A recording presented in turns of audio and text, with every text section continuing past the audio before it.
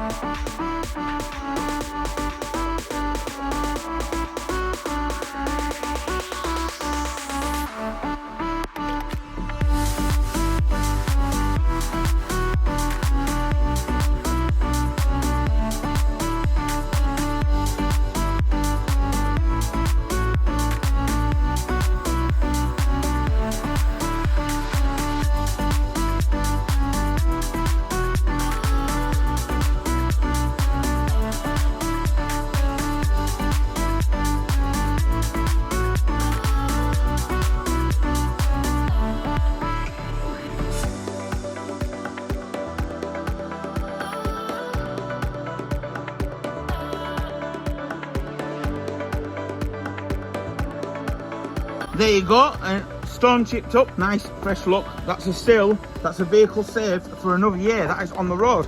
That's another one. So the next one on the ramp for some serious welding is that little thing over there.